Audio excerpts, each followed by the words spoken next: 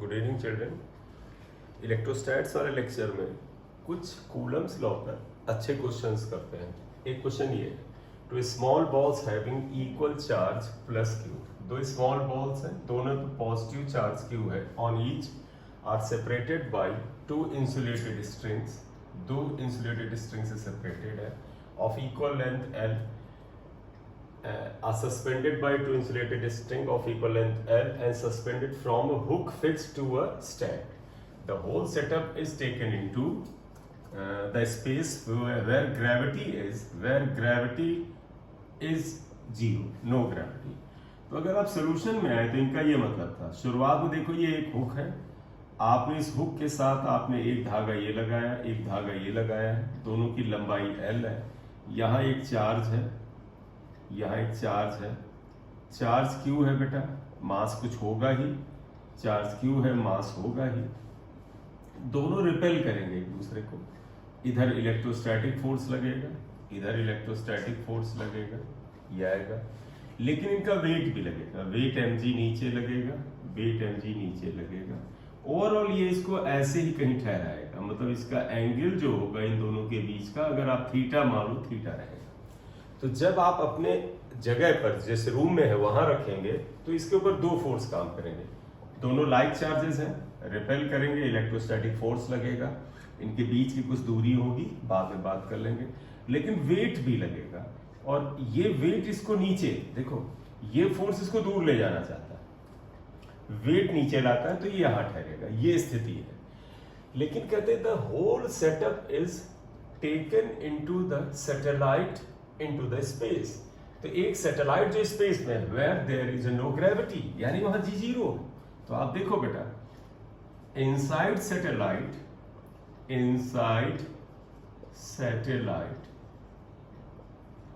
जी zero, G zero का मतलब ये mg जीरो, ये खत्म। तो अब क्या होगा, अब आप देखें ये ऐसे आएगा, ये यहां पर था, ये सपोर्ट s था। अब आप बताओ, जब ये खत्म हो गया वजन तो केवल ये फोर्स इफेक्टिव हो, ये दोनों फोर्स इसको रिपेल करते जाएंगे। तुम इमेजिन करो, एक धागा है, दो फोर्स लगे, दोनों यूं ले जाएंगे, कोई उसका खिलाफत करने वाला है ही नहीं, इसका अपोज करने वाला कोई ये फोर्स नहीं, ये भी जीरो, क्योंकि जी जीरो हो गया, mg जीरो हो जाएगा।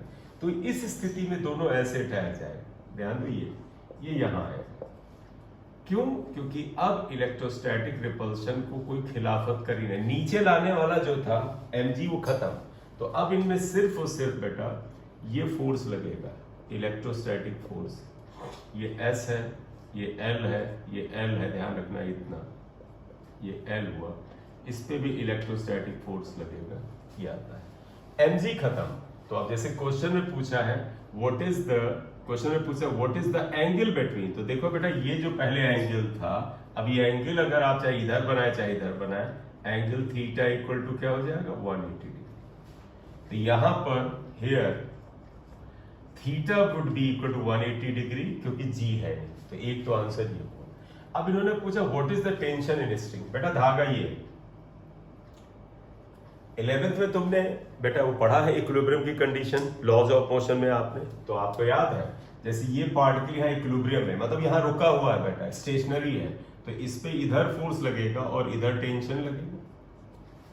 यहाँ पे भी ले सकते हो कि सर ये फोर्स इधर लगे, टेंशन हमेशा बेटा पॉइंट ऑफ कांटेक्ट से अवे लगता है, ये ऐसे। तो पूछ रहे टेंशन बताओ, तो चाहे इसको पकड़ लो चाहे इसको पकड़ लो। आप और कहो कि सर हम बॉडी ए की बात करेंगे या बी की, तो आप देखो फॉर इक्विलिब्रियम, इक्विलिब्रियम की बात करो ऑफ ए और बी, चाहे जिसकी बात करो, किसी एक को क्या कहोगे, लेफ्ट हैंड का फोर्स राइट हैंड के बराबर होगा, यानी T इक्वल टू क्या हो जाएगा Fe। और इलेक्ट्रोस्टैटिक फोर्स क्या होता है, तो पता है दो चार्ज पार्टिकल के बीच में Fe क्या होता है 1/4 pi epsilon not, first charge second charge into distance square, और डिस्टेंस अगर आप देखो ये r इक्वल टू कितना हुआ 2l है, इंटू 2l स्क्वायर, ये आएगा। तो इसलिए टेंशन कितना हुआ, अगर हम स्पेस बना के इसे कैलकुलेट कर दें यहाँ पर, तो देखिएगा व्हाट इज टेंशन, तो एंगल इज 180 डिग्री, जो कि पहले नहीं था, कुछ था, ये कैलकुलेशन का विषय है। तो देयरफॉर टेंशन अगर ले जाए that would be equal to q square upon 4 pi epsilon naught 4l² ये आता है q² upon 16 pi epsilon not l²। ये टेंशन आ जाएगा, ये क्लियर। तो ये क्वेश्चन यहाँ पर आ गया, ठीक। अब अगर हम एक और क्वेश्चन लेते हैं, जैसे हमसे बोला गया एक और क्वेश्चन आइएगा, और ऐसे क्वेश्चन इक्विलिब्रियम की हम बात करें। अब इसे हटा रहे हैं बेटा,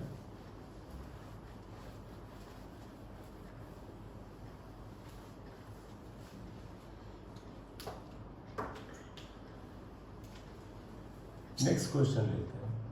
जैसे इन्होंने क्या बोला, एक इक्विलेटरल ट्रायंगल है, यहाँ पे चार्ज क्यू, यहाँ पे चार्ज क्यू, यहाँ पे चार्ज क्यू ही ले लेते हैं। अगर साइन नहीं दिखा रहे इसका मतलब पॉजिटिव साइन है, मतलब नहीं साइन बना रहे इसका मतलब सब प्लस है। इसकी लेंथ जो है ये एल ले लो, एल ले लो, एल ले लो। इक्विलेटरल ट्रायंगल है, इसका मतलब 60 डिग्री एंगल होंगे। हालांकि एल एल ले लिया, एंगल लिखने की जरूरत नहीं, वो खुद आप तय करिएगा। तो अगर ये पूछे what is the force, net force on A ले लीजिए, बी ले लीजिएगा, सी ले लीजिएगा। तो what is net, find out net force on A का मतलब जो चार्ज ए पर है, ये इसके ऊपर नेट फोर्स पूछा है। तो ऑब्वियसली बात, इसके ऊपर नेट फोर्स पूछे तो क्या आएगा, मैंने आप डायग्राम, अब देखिए क्वेश्चन में इतना ही दिया है, तुम आप सोल्यूशन में जाओगे, कहोगे 60 डिग्री, ये 60 डिग्री, ये 60 डिग्री है। बताओ इसके ऊपर क्या फोर्स लगेगा, ए के ऊपर ये सी वाला चार्ज फोर्स लगाएगा, तो पता है ये पॉजिटिव, ये पॉजिटिव, ये रिपेल करेगा, इधर लगेगा। इसे क्या लिखोगे, force on A due to C, C की वजह से लगेगा। तो सोल्यूशन में अगर हम आए तो हम लिखे force on A due to C कितना होगा बेटा, तो मैंने तुमसे कहा था 1/4 पाई एप्सिलॉन नॉट को कैलकुलेशन से बचना है तो के लिख दो। तो लिखोगे 1/4 पाई के Q1 Q2 यानी Q², ये Q into Q² upon L² आएगा। एक बात आई। इसी तरह देखो इसको क्या ये छोड़ देगा, किसी भी चार्ज पर आसपास के सारे चार्जेस फोर्स लगाते हैं, ये इधर की ओर फोर्स लगाएगा, that is force on A due to B. और गौर से देखो बेटा, इसके बीच में फोर्स होगा 1/4 पाई एप्सिलॉन Q यानी Q² अपॉन L²। तो वास्तव में ये भी सेम ही होगा, FAB भी यही होगा। या अब आप देखिएगा बेटा, ए के ऊपर नेट फोर्स ये आए, एक ये एक फोर्स, इन दोनों का रिजल्टेंट, ये एंगल अगर 60 है तो ये 60 है, तो पता ये पहला वेक्टर, ये दूसरा वेक्टर, दोनों का रिजल्टेंट क्या आएगा। तो देयरफॉर नेट फोर्स ऑन ए, अगर इसे FA लिख दो तो ये जानते क्या आएगा बेटा, इसका वेक्टर सम आएगा। तुमने सभी ने वेक्टर में सम पढ़ा होगा, क्या होता है, ए अगर बी दो वेक्टर हैं, एंगल थीटा है, तो उनका रिजल्टेंट होता है √A², यानी पहला फोर्स इसे लिख लेते हैं FAC² plus FAB² plus 2 time FAC FAB cos, और इनके बीच का एंगल कितना है बेटा, 60। हमने बेटा ये फार्मूला लगाया, तुमने 11th में वेक्टर का रिजल्टेंट पढ़ा होगा √A² plus B² plus 2AB cos theta. ये फार्मूला हमने यहां लगाया है, cos थीटा। क्लियर। अब आप इसे सॉल्व कर लीजिएगा, गौर से देखिएगा, जब दोनों फोर्स इक्वल होते हैं तो आप अपनी तरफ से सोल्यूशन के लिए ऐसे मान लिया करोगे F लेट, इससे हमें थोड़ा जानते क्या था, कैलकुलेशन में बड़ी मदद मिलती है। जब दो फोर्स इक्वल हो, उनका कैलकुलेशन करना तो कुछ मान हो, तो इसे ऐसे लिख देना √, ये F ये F ये F हो गया, तो लिख दोगे F² प्लस F², हमने अपनी सुविधा के लिए माना और कोई मतलब नहीं, प्लस 2 ये F इंटू F² हो जाएगा। cos 60 क्या होता है, cos 60 sin 30 के बराबर हाफ आ जाएगा, ये हाफ आ जाएगा, ये हाफ और हाफ कैंसिल हो जाएगा, F² 3F² आएगा। तो देयरफॉर अगर आप नेट फोर्स ले जाए तो देखिएगा नेट फोर्स कितना आ जाएगा, इसको हमने FA से लिखा है, दैट इज √3F²। इसका मतलब देखो बेटा F² 3F², यानी F√3 आएगा, और F की वैल्यू जो है इतने के बराबर, ये हो जाएगा Q² अपॉन L² √3। तो ये सिंपल सा तरीका होता है ऐसे क्वेश्चन को सॉल्व करने का। किसी भी बॉडी पर, किसी भी पार्टिकल के ऊपर फोर्स पूछे तो उसके आसपास जितने चार्ज हैं सबका फोर्स लगाओ, उनकी डायरेक्शन देखो, पॉजिटिव पॉजिटिव रिपेल करते हैं, पॉजिटिव पॉजिटिव रिपेल करते हैं, ये आएगा। तो ऑब्वियस सी बात, ये रिजल्टेंट इधर कहीं से जाएगा, ये एफ ए ऐसे जाएगा। क्यों? ये दोनों जब बराबर होते हैं, जब दो वेक्टर बराबर होते हैं, रिजल्टेंट बिल्कुल मिड से जाता है, बिल्कुल बीच से जाता है, राइट? ये आ गया।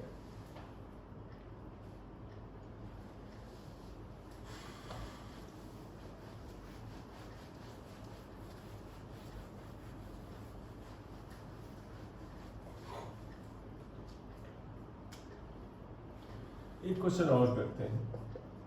देखो ये एक इक्विलेटरल ट्रायंगल,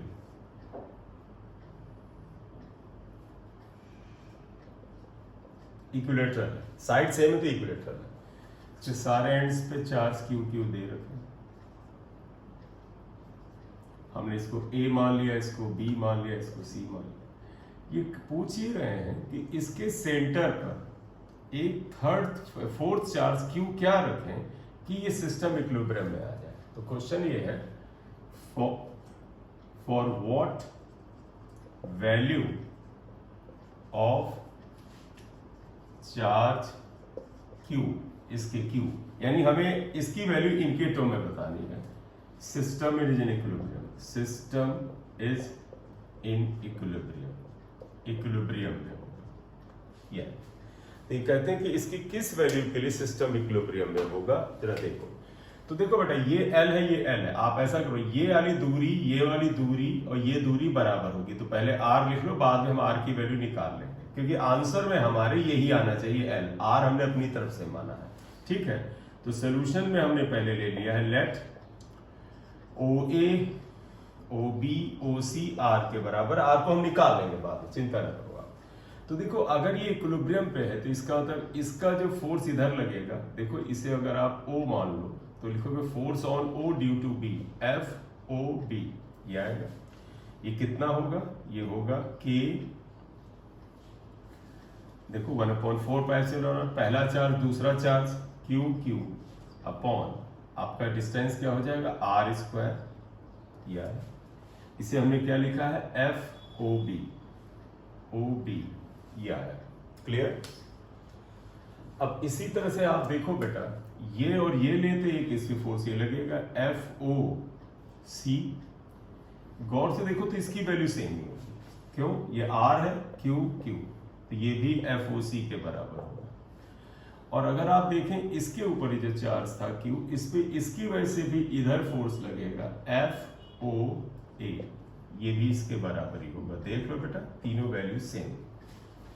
अगर ये चार्ज इक्विलिब्रियम में है तो तुम्हें याद है, एक चीज तुम्हें याद भी होनी चाहिए कि इक्विलेटरल ट्रायंगल है, इसमें ये वाला एंगल और ये वाला एंगल, ये सारे फोर्सेस के बीच का एंगल, मैं इसे ठीक से और बना दूं। देखो बेटा, इसके बीच का एंगल ये, इसके बीच का एंगल ये, और इसके बीच का एंगल ये सेम है। और जानते हो कितने के बराबर आएगा? गौर से देखो, 120 डिग्री आएगा। जब ये तीनों के तीनों 120 डिग्री पे होंगे तो आप अगर इनका रिजल्टेंट निकालें कि इनका नेट फोर्स क्या होगा वो निकालें और उसको 0 कर दें। तो आप एक चीज बताइएगा कि अगर इनका नेट फोर्स 0 आता है तो हम इसको जरा सा सॉल्व करें। तो हम सोचते हैं कि कंपोनेंट से ही सॉल्व कर देते हैं, इससे ही फायदा होगा।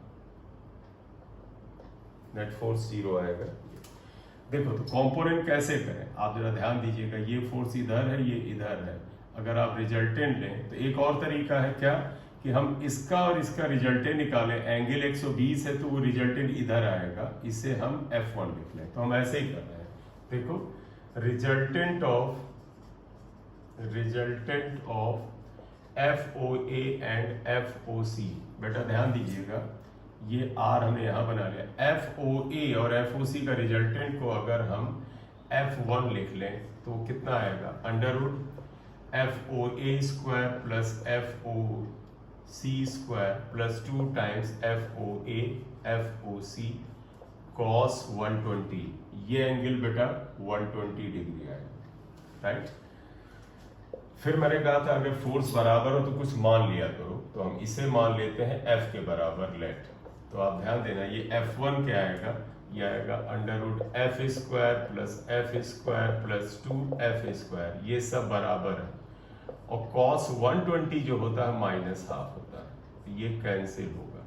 तो आप देखें F1 कितना आएगा, देखो बेटा एफ स्क्वायर 2f स्क्वायर और ये माइनस एफ स्क्वायर, तो अंडर रूट एफ स्क्वायर आएगा, तो इसका मतलब F1 इक्वल टू एफ आएगा, तो F1 f के बराबर आएगा। इससे हमारा रिजल्ट निकला नहीं, कोई फायदा नहीं हुआ इससे। क्यों? क्योंकि अगर हम इक्विलिब्रियम इसका निकाल रहे हैं तो क्यों नहीं आ रहा है। चलिए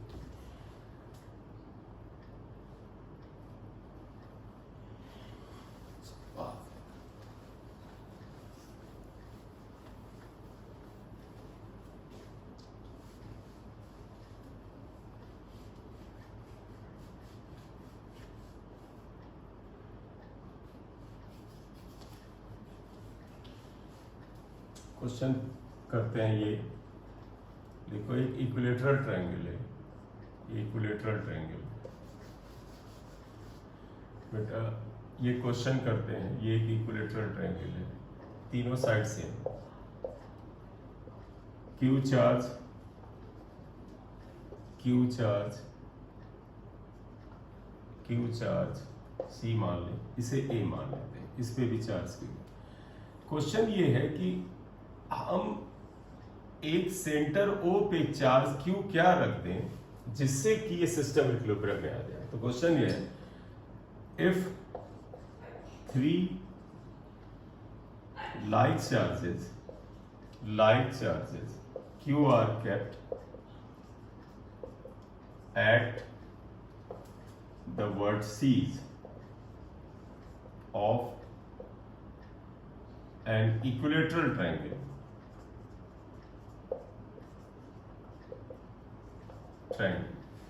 ठीक, साइड हमने दिया, अच्छी बात, ना दे तो भी चलेगा, आप अपनी तरह से मानो आ जाएगा।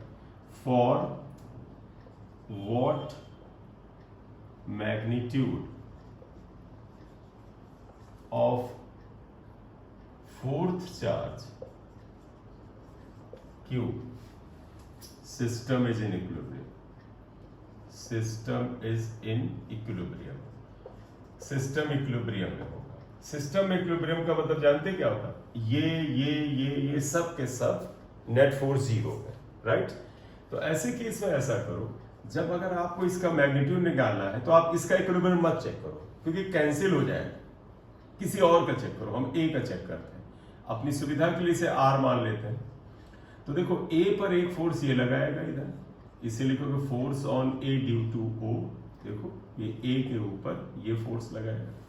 तो अगर हम सोल्यूशन में जाए तो हम लिख सकते हैं क्या,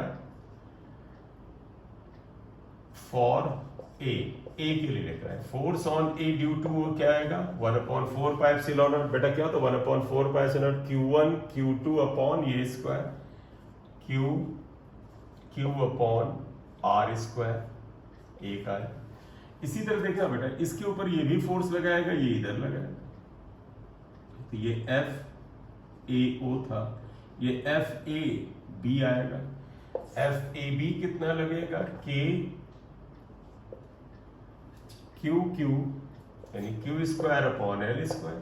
यह इसी तरह देखिएगा, इसमें यहां पर बेटा इस चार्ज के ऊपर ये भी फोर्स लगाएगा, ये ऐसे लगेगा, force on A due to C, ये तो force on A due to C ये इसके बराबर ही आ रहा है, KQ square upon L square.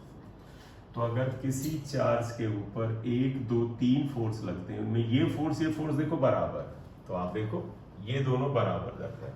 तो अगर आप इसका इक्विलिब्रियम लेना चाहते हैं तो इन तीनों वेक्टर फोर्सेस का, इन फोर्सेस का वेक्टर सम जीरो ले लो, वो आंसर आ लगेगा।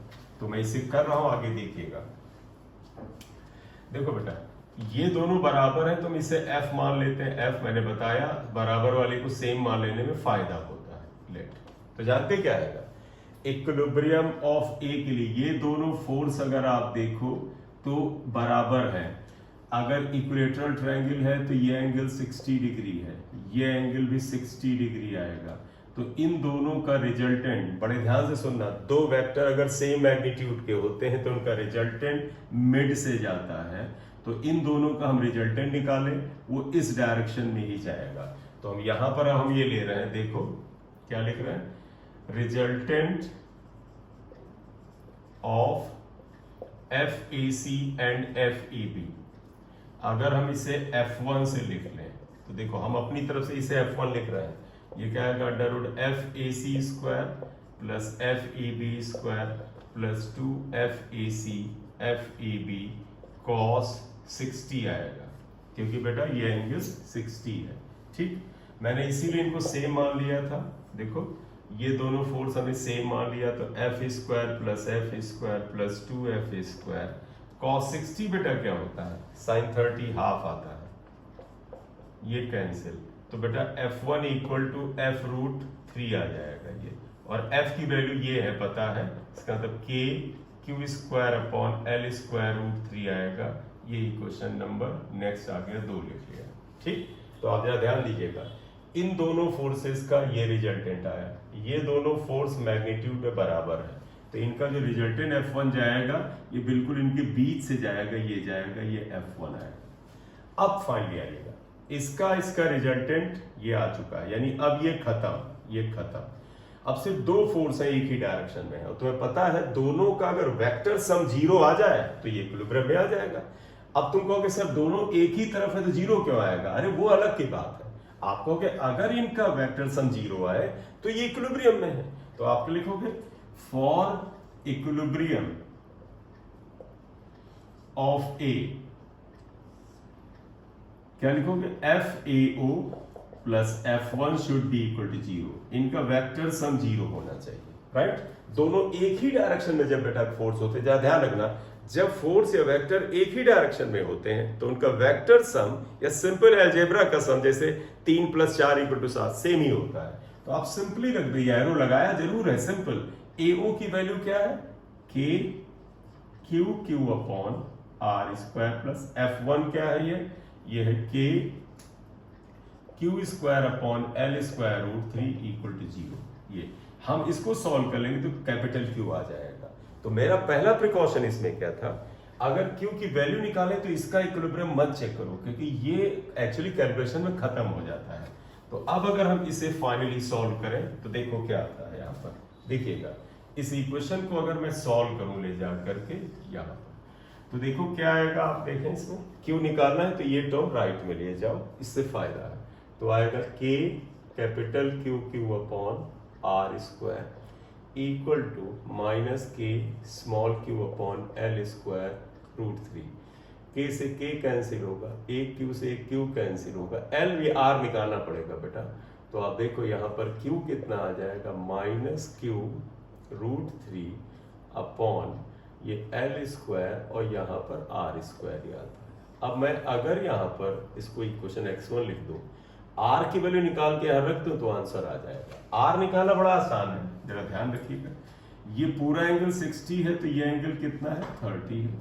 आप यहाँ परपेंडिकुलर ड्रॉ कर दो तो बेटा जानते हो ये पूरी लेंथ L के बराबर है, तो ये वाली लेंथ कितने के बराबर है, आप देखो ये लेंथ L/2 के बराबर होगा। इस पॉइंट को D मान लो, ये लेंथ L थी।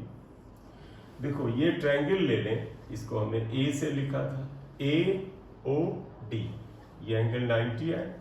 तो देखो इन ट्रायंगल AOD चेक कर सकते हो एंगल, देखो ये 30 है, मैं पता ये पूरा 120 होता था, ये 60 होता है, तो 60 30 90, तो ये 90 आएगा। ठीक है, यहाँ पे देखो अगर हम tan 30, tan क्या होता है, परपेंडिकुलर अपॉन बेस, हमें ये नहीं चाहिए, हमें ये चाहिए, तो ये अलग cos 30 equal to base upon hypotenuse. तो देखो cos 30 लगाइए, क्योंकि बेटा ये पता है और ये निकालना है। cos 30 होता है बेस यानी L/2 अपॉन हाइपोटेन्यूज यानी R आएगा।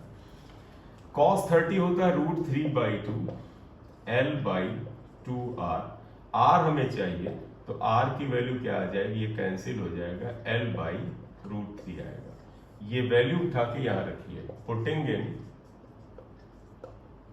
इक्वेशन x1 में रख करके अगर हम इसे सॉल्व करते हैं तो ये हमें फाइनल आंसर दे देता है।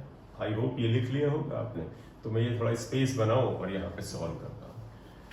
तो अगर आप ध्यान दें, ये वैल्यू यहाँ रखिए, निकालिए।